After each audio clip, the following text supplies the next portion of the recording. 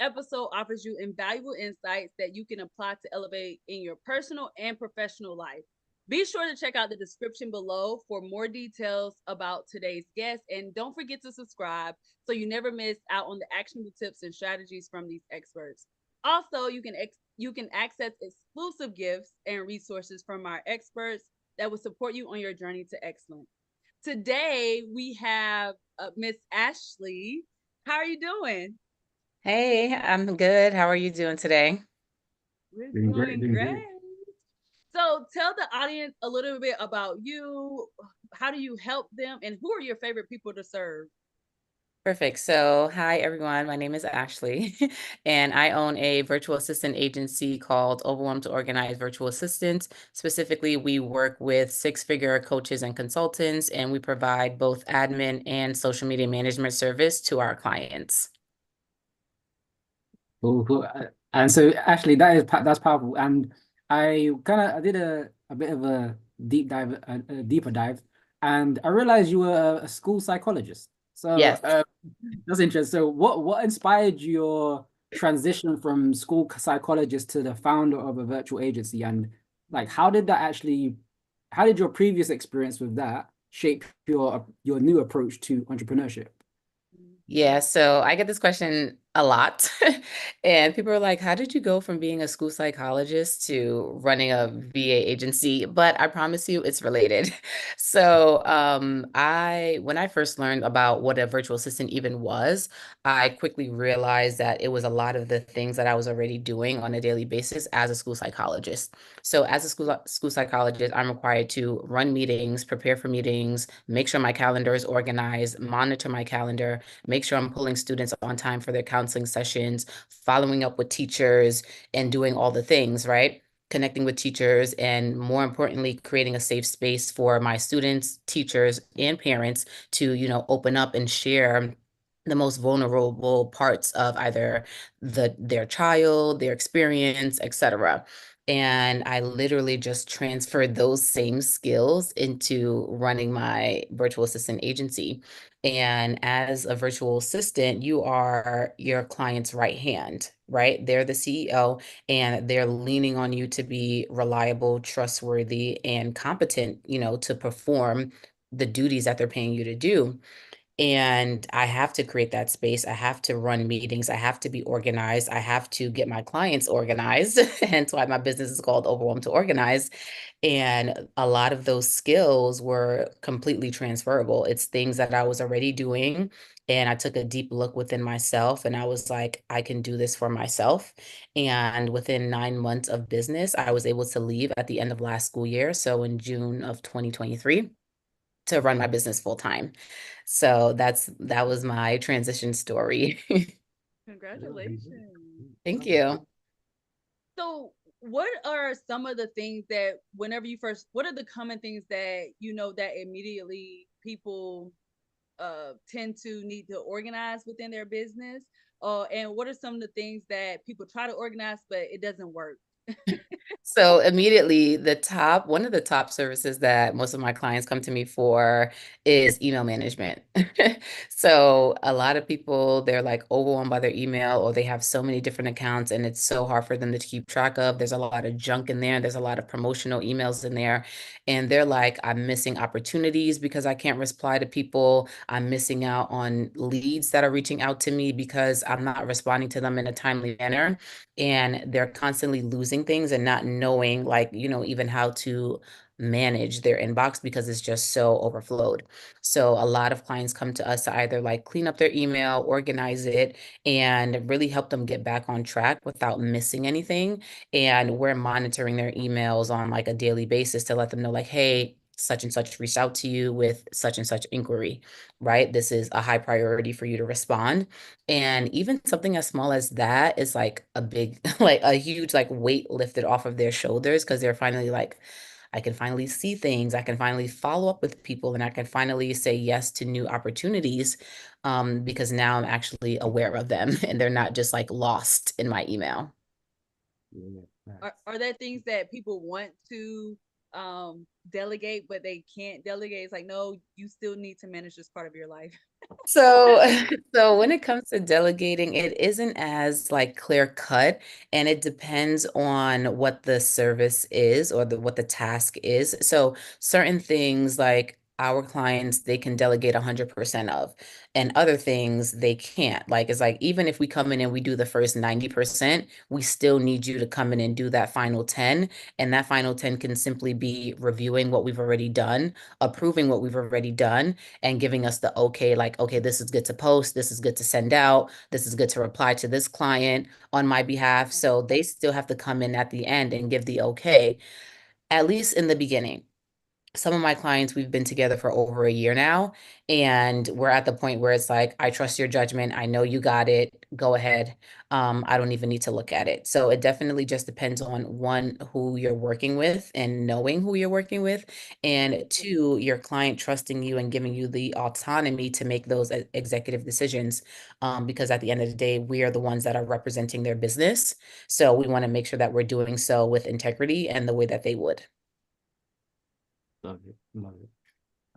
And so can you share, like, is there any like what's some strategies that you would like implement with the entrepreneurs, any consultants, to delegate effectively without feeling overwhelmed, even on your part, even. Yes. So, shameless plug, I do have a free workbook that will literally walk you through the step-by-step process to help you prepare and hire your first or next VA within 30 days.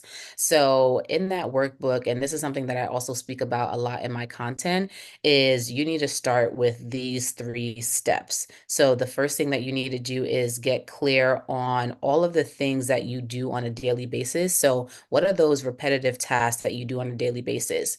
Take a few minutes, jot those down, at least 10, ideally, at least 10 repetitive tasks that you do. Then, of those 10, I want you to go through and identify the ones that don't require your attention as the CEO of your business or as the primary person, within your life to do. And then I want you to make sure that it's something that you can easily teach someone else how to do, right? Once you have those tasks, and I would recommend having at least 3 to start with. So whether that's in your personal life or in your business, like what are 3 repetitive tasks that don't require you to do that can still get done at least 80% efficiently if you don't do it, and you're confident enough to teach someone how to do it. And then finally, I recommend you either writing down the step-by-step process, or even better, you can record the step-by-step process. And if you choose to record a video, I would recommend storing it somewhere that you can easily find. And then like within a folder on your Google Drive, for example, and then start recording other training videos as you start to delegate other tasks. Store them all in that folder, so that way when you do bring someone on to support you, they can go directly to that folder and have access on how you do things. And it's evergreen, right? So no matter who you bring on, if that person chooses to leave or you have to let them go, guess what? You have a training video in place. You don't have to repeat yourself. And that new person that comes in, they have a framework to follow. And that's how you maintain your quality of work when you delegate. Yeah, start with the end in mind. Yes, I Yes, like love some SOPs. What Mhm. would you say to the business owner who they wear the badge of honor of the badge of overwhelm. Like they're proud to be in overwhelm. They think like they are doing the most, they're the busiest. And I'm being funny on purpose because listen, we do not have to live in stress. Like At stress is the number all. one killer. And when you are being so right and doing everything on your own, you're killing yourself. Like I'm not like seriously. And so yes, I'm saying it like this to jolt y'all. But what would you say to that business owner who are so controlling that it has to be done this way? I don't want to because I only can do it. I'm not going to give this away. I'm not going to do this. And they're afraid to let, or they have tried it in the past and they've been burned. They like, I'm not doing that again. It takes too much work. It takes too much time. What would you say to that person who's living in overwhelm? They're stressed, but they need support. Mhm. It's as simple as this. You're doing yourself and your business a great disservice, and you're not going to grow. And being so consumed and so in control all the time, you're going to stagnate your business and you are going to become the bottleneck of your business, right? You're going to get to the point where you reach maximum capacity. You cannot take on any additional clients. You cannot support any other people. You can't literally do anything else. You're not going to have time for yourself. You're not going to have time for your family. And then you have to ask yourself, like, is this the quality of life that I wanted to develop? Is this the quality of life that is serving me? And is this the quality of life that's going to help me reach my goals? And once you really sit down and be real with yourself and answer those questions, I'm positive that you're going to realize that, oh yeah, this is not the life that I wanted. And oftentimes we as entrepreneurs started our business for the freedom, Yeah. but if you're choosing to hold on to every aspect of the business, you're building your own prison within your business. Mm. And you traded your 9 to 5 for a 24-hour, 7 days a week position.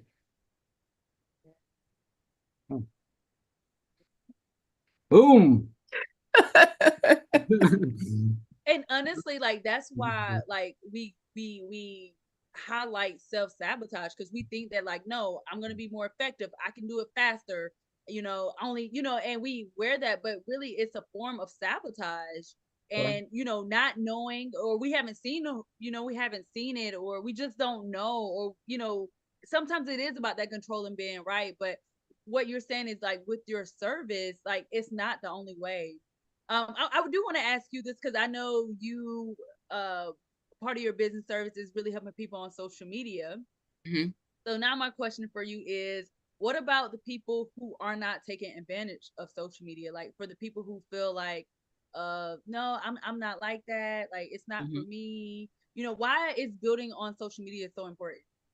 So, number one, the reason why is because you literally have access to millions of people at your fingertips and you're refusing to take advantage of it. So, if you truly want either your personal brand or your business to grow, you need to be marketing yourself on social media, even if you're showing up twice a week. Consistency, people are pushing, oh, be consistent, make sure you're posting every single day, but consistency looks different for everyone. And I always recommend like whatever is comfortable for you to maintain, that's still consistency. If it's 1 time a week, guess what? You're doing it 1 time a week for an extended amount of time. That's still you being consistent. And this way you get to take advantage of the resources. So when you shut yourself off to, any potential resources, again, you're being a bottleneck, you're self-sabotaging the growth of your business. And it's just a new way for you to connect with people. I've made friends on social media that I've never met in real life, like that we chat all the time, people that recommend other people to me just because they see my content. Like we haven't met, we don't have a relationship in real life, we're not friends or anything like that, but you build connections on social media. People get to know you, you get to know people. And it makes you a better business owner. It makes you a better person because if you're learning, if you're helping someone in a specific area or a certain set of people in a certain area, you need to hear and see what it is that they're experiencing. And the easiest way for you to do that is on social media. It's your form of research, it's your form of market research, right? You can ask questions, you can start conversations with people, get to know people, see what they're going through, right? You can test things before you even build it. You have to go to where the people are that you want to serve and ask them if this is something that you even need. Because if not, you're just going to be building blindly and you're ultimately not going to reach your goal. So it's going to be counterproductive. And I strongly just recommend everyone getting on social media, but that's a reason why a lot of clients hire me because they're like, listen, I know I'm supposed to be on here. I don't know what I'm doing. I don't want to do it. I need help. So you take this, you run with it, and I will do what I need to do on my end, but I just need that accountability. So I would say if you are strongly opposed to social media, I would say connect with someone that can actually do it for you. But you guide it because at the end of the day, it is your Yeah. business. So you do Yeah. want to have a hand in it. But I would strongly recommend like just putting yourself out there. It's not easy, it's cringy, but I don't even like hearing myself talk in my own videos. But how are people going to find me if they don't know me? You can't build your business off of referrals only. That's not sustainable. It's just not sustainable. Yeah. Facts, facts. And I know you have a gift you want to free gift you want to share with the audience. Could you tell us a bit more about that? Yeah, so as I mentioned earlier, I have a free workbook that you can download, and it's called VA Hiring Simplified. So if you are a business owner and you are looking to start delegating tasks, but you're like, I don't know where to start, or I'm so overwhelmed that I do all the things and I don't even know what I can delegate, definitely sit down and start with listing out that repetitive task list that you do on a daily basis, and the workbook will guide you step by step on everything that you need to do in order to get to the point where you know what to delegate, and teach you how to hire your first VA within the next 30 days. So they're going to have the link down below. You can definitely click the link, download it. It's completely free. And if you have any questions, you can also shoot me a DM. I'm most active on Instagram, and you can find me at overwhelmed2, which is TO, organized underscore VA. Love it, love it. That's a genius business name. Overwhelmed to organize. Like we didn't even talk about that. Thank you. um, what are some last words that you would like to leave with the audience? I would say the best thing you can ever do is invest in yourself. So, whatever that looks like, if it's investing in self-care, investing in support for at home or in business, investing in traveling, um, you will always make it back tenfold, because when you invest in yourself, you can't go wrong. Love it, love it. Thank you, Ashley. And that's this has been very refreshing. And thank you, audience, for tuning into another episode of Self Mastery Success. All right. Please share your key insights and valuable takeaways. What stood out to you the most from tonight's conversation, wherever you're conversating from. Share your thoughts in the comments, because we love to hear your perspective. And don't forget to click that subscribe button so you can stay up to date with the latest expert interviews we've got coming up. You can also click notify me button to receive a reminder when we go live with these interviews, so you can join us and ask questions in real time. Remember, every expert in this series has gifted you some incredible resources and tools to support you. It's to support you, okay? And so we have our gifts page. So check the description below for the link to our gifts page and more info about today's guest and her free gift. Remember, achieving excellence, having self-mastery success, going from overwhelmed to organized starts with aligning your goals, time, and energy. And we are here to guide you to lead yourself every step of the way. See you on the next interview. Take care.